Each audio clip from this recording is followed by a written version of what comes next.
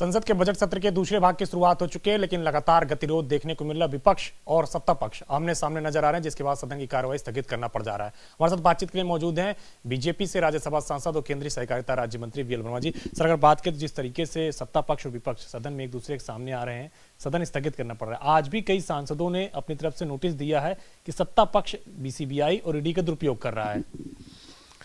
देखिए, सदन ठीक प्रकार से चल सकता है अगर विपक्ष चाहेगा तब। हमने इससे पहले बजट का जो पहला चरण था पूरा प्रयास किया था सत्र चलाने का, लेकिन विपक्ष ने अपनी हड़दर्मी के चलते और सदन को नहीं चलने दिया। हम फिर सदन चलाना चाहते हैं, लेकिन राहुल गांधी जी ने जो कृत्य किया है विदेशी धरती पर जाकर के सदन की और देश की बदनामी करने का, तो इतना बड़ा कृत्य जो देश की प्रतिष्ठा को ठेस पहुंची है, देश की छवि खराब हुई है, तब मैं कह सकता हूं कि सदन में आकर के राहुल जी को माफ़ी मांगना चाहिए। लेकिन वो सदन से गायब हैं, वो सदन में आए नहीं। तो मुझे लगता है कि जब तक वो सदन में माफ़ी नहीं मांगेंगे तब तो सदन कैसे चलेगा। देश सवाल करता है कि ऐसा उन्होंने क्यों किया। ऐसे कृत्य करने वालों को देश की जनता कोई माफ़ करने वाली नहीं। कल कांग्रेस पार्टी ने प्रेस कॉन्फ्रेंस भी अपनी ओर से किया था और साफ तौर पे कहा था कि राहुल गांधी राज्यसभा के सदस्य नहीं है, लेकिन उनका नाम राज्यसभा में क्यों लिया जा रहा है, जबकि नियम यह है कि जो सदन का सदस्य नहीं होता उसका नाम नहीं लिया जाता है। देखिए, देश के नागरिक होने के नाते अगर देश की बदनामी कोई व्यक्ति करेगा बाहर जाकर के तो उसका नाम लिया जाएगा। और कांग्रेस के बड़े नेता हैं, और कांग्रेस के बड़े नेता होने के नाते कांग्रेस उनकी अगुवाई में चलती है, और इस प्रकार का बयान वो विदेशी धरती पर जाके देते हैं तो नाम कैसे नहीं लिया जाएगा। उनको दोनों सदनों में आकर के माफ़ी मांगना चाहिए, और मुझे लगता है कि सदन में न जाए तो देश के सामने सार्वजनिक माफी मांगना चाहिए। इससे अतिरिक्त एक सवाल, उत्तर प्रदेश की अगर बात करें तो मुख्यमंत्री ने ये घोषणा की है कि दुर्गा सप्तशती का पाठ होगा नवरात्रि के दौरान और रामायण भी होगा। कुछ लोग इसे धार्मिक नजरिए से भी देख रहे हैं। देखिए, दुर्गा सप्तशती और रामनवमी के त्यौहार कोई नए नहीं है, ये लगातार कब से हम मनाते चले आ रहे हैं, और इसमें भी राजनीति देखना। लेकिन हाँ, ये अवश्य है कि अब योगी सरकार है, योगी सरकार में ये जो त्यौहार हैं भव्य और दिव्य तरीके से शांतिपूर्वक मनाए जाते हैं, मनाए जाने का कार्यक्रम चल रहा है। तो मैं आदरणीय योगी जी का स्वागत करता हूँ। कानून व्यवस्था पर भी कांग्रेस पार्टी सवाल उठा रही है, अखिलेश यादव सवाल उठा रहे हैं और कह रहे हैं कि इस तरीके के जो आयोजन है इसको किया जा रहा है। सूप बोले सो बोले, चलनी बोले जिसमें कितने सारे छेद। तो मैं कह सकता हूँ कानून व्यवस्था पे वो लोग बात करते हैं जिनके शासन में कानून व्यवस्था की धज्जियाँ उड़ती थी, कानून व्यवस्था इतनी ध्वस्त हो गई थी, खराब हो गई थी, गुंडे माफिया हावी थे। तब जाकर हमने 2017 में नारा दिया था, न गुंडा राज न भ्रष्टाचार, अब की बार भाजपा सरकार। और जनता ने उस नारे को इतना एक्सेप्ट किया कि हमने तो मांगी थी सीटें 265, लेकिन जनता ने 325 सीटें देकर के प्रचंड बहुमत की सरकार यूपी में बनाने का काम किया था।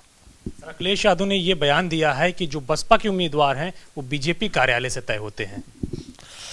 अब ये बसपा का इनका समझौता रहा है अभी कुछ ही दिनों पहले 2019 में, इसलिए उनको उनसे पूछना चाहिए। लेकिन भारतीय जनता पार्टी के कार्यकर्ता भाजपा का चुनाव लड़ते हैं।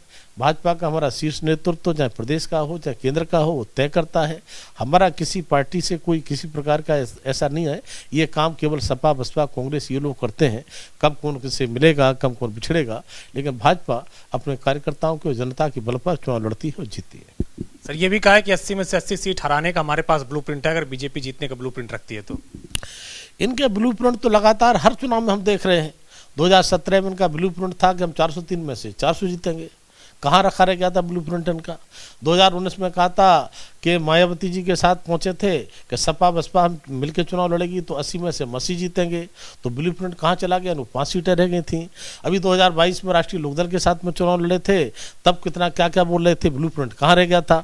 इसलिए इनके ब्लूप्रिंट रखे रह जाएंगे। लेकिन हम कह सकते हैं 2024 का जब चुनाव आएगा, आदरणीय प्रधानमंत्री मोदी जी के नेतृत्व में हम उत्तर प्रदेश में शायद किसी का खाता नहीं खुलने देंगे और सभी सीटों पर चुनाव जीतेंगे, और देश में 2019 से भी ज़्यादा प्रचंड बहुमत के साथ हम फिर से माननीय आदरणीय प्रधानमंत्री के नेतृत्व में सरकार बनाएंगे। सर, एक आखिरी सवाल है, 24 तैयारियों में आप लोग जुटे हैं, यूपी में 80 में से 80 सीट जीतने का लक्ष्य रखा है।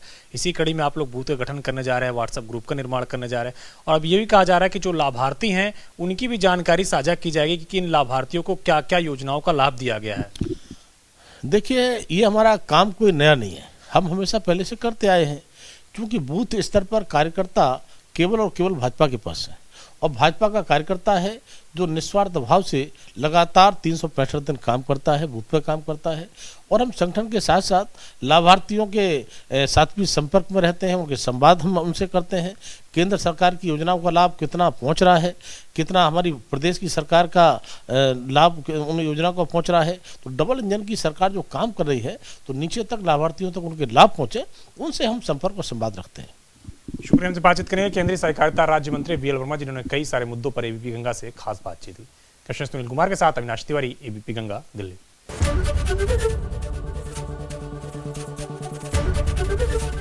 एबीपी गंगा, खबर आपकी, जुबान आपकी।